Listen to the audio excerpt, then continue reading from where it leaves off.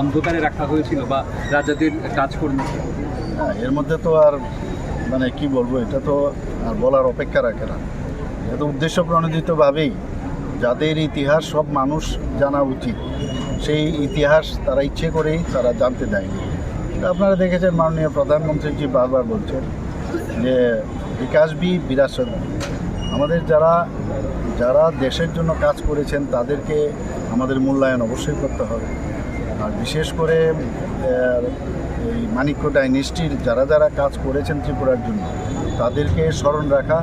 এবং মহারাজা বীর বিক্রম কিশোরের সময় আমরা দেখেছি যে জাতি জনজাতির যে একটা মেলবন্ধন, সেটা কিন্তু তখন ছিল, মানে খুবই সুন্দরভাবে একসাথে সবাইকে নিয়ে চলা।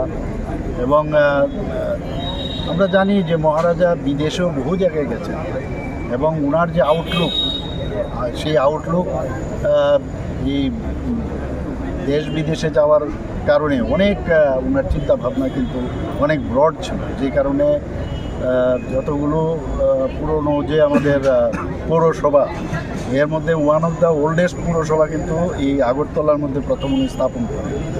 এইরকম বহু কাজ উনি করেছেন। আজকে আমরা আলোচনা করব, আজকে রবীন্দ্র ভবনে প্রোগ্রাম আছে, সেখানে বিস্তৃতভাবে আলোচনা হবে। আজকে এখানে আপনি যে কথাটা বললেন, এর মধ্যে তো স্বীকার করার উপায় নেই।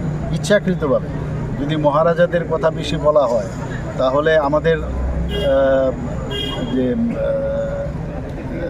যে আমাদের ইনস্টিটিউশনগুলো চলাটা সম্ভব হবে না। এই কারণেই ইচ্ছে করে ওনারা মহারাজাদের নাম তারা কখনই মানুষের সামনে আনেননি, তাদের অবদানের কথা একেবারেই বলেন, এখনও বলেন যে মহারাজারা কি করেছেন।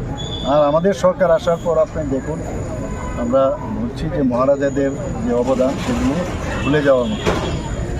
Thank you.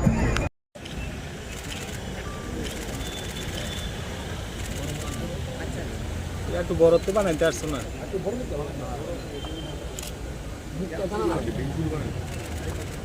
মালাটা বেশি ছোট বানাইল।